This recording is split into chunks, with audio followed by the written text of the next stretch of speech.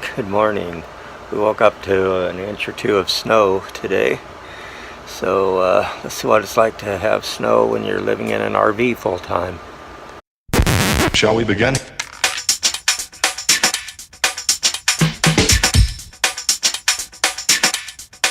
Let's begin now.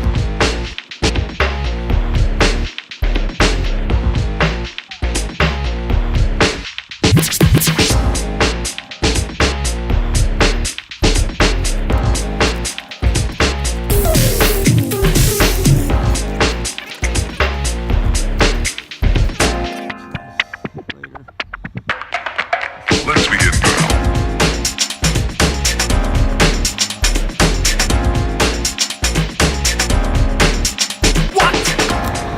Picture of our trailer in snow. It's pretty icy out. It's not slush, it's ice.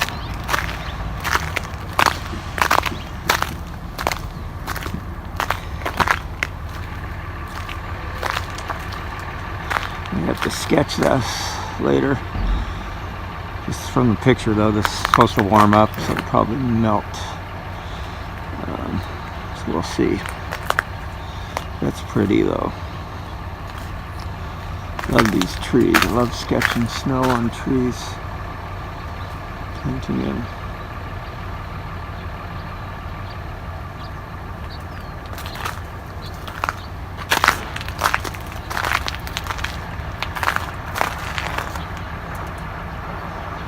That's a good shot too.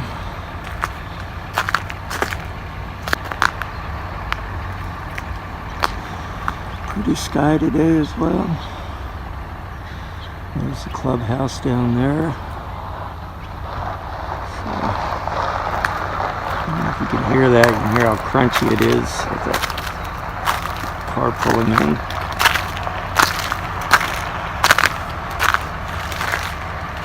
You can see the snow up. It's only about an inch up on the roof, so I'm not going to worry about sweeping it off. It's supposed to snow all week, later in the week, so see what happens. But yeah, I'll talk about how we keep things warm inside. On New Year's Day it dipped below freezing, and our water hose actually froze because I forgot to leave the water running.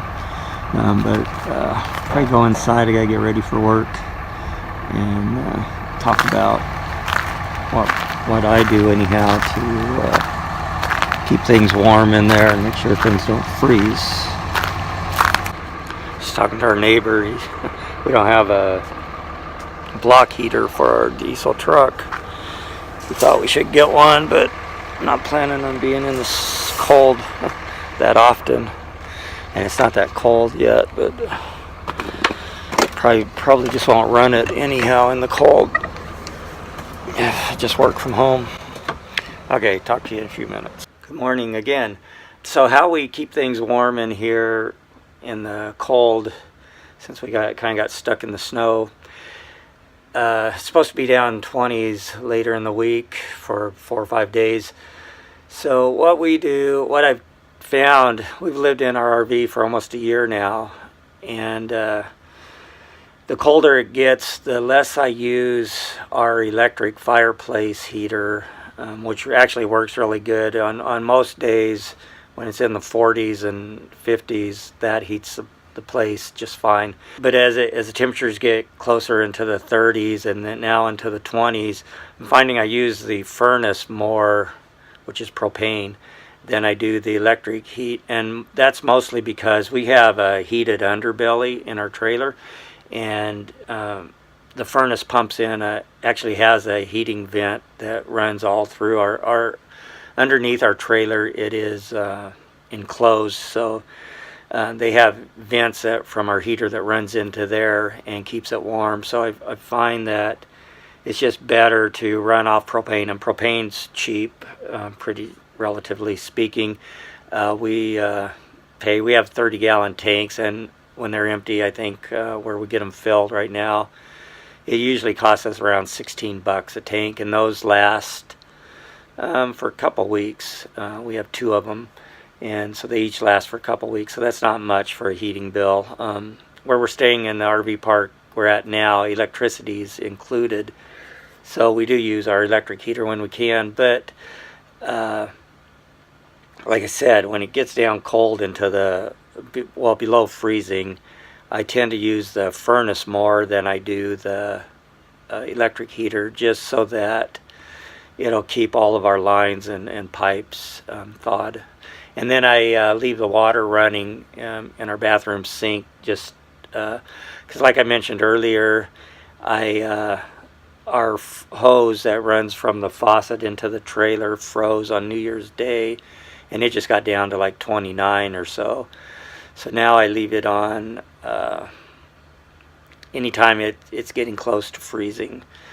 And that seems to work, and the trailer stays warm. One other thing we do, which let me flip the phone around and I'll show you. One other thing we do is we bought a dehumidifier, and this one's actually a big one, so it works really well. So it keeps everything really dry. This is a Frigidaire, and I'm not sure if it's the 50 or the 70 quart or liter, whatever it is, that we ended up buying, but it keeps everything really dry in here. I also have a gauge that tells us how dry it is, and 30 is getting pretty dry, so we only run that once every 2 or 3 days anyhow, and it's generally I try to keep it below 40. I know they say 40 to 60 is fine, but I find our windows and things get damp.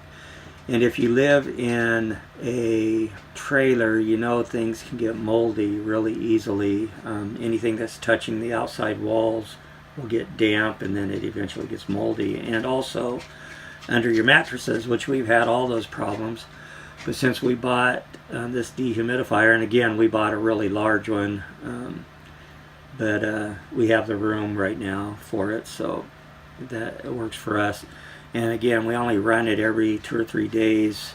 Once this thing gets up to like 40 or so, then I'll turn it on for an hour or so, and it'll drop right back down. And our windows, as you can see right now, are a little bit damp, but that's just condensation from being so cold outside and warm inside, even with it at 36% humidity in here. It's still pretty dry. So anyhow, that's about it. If you guys happen to be around the snow, hope you enjoy it. Hope you have fun. Be safe out there. Fortunately, I can work from home when the weather gets too bad, and we don't need to tow this thing anywhere right now, so we're doing great. Anyhow, have a great week, and I will see you later.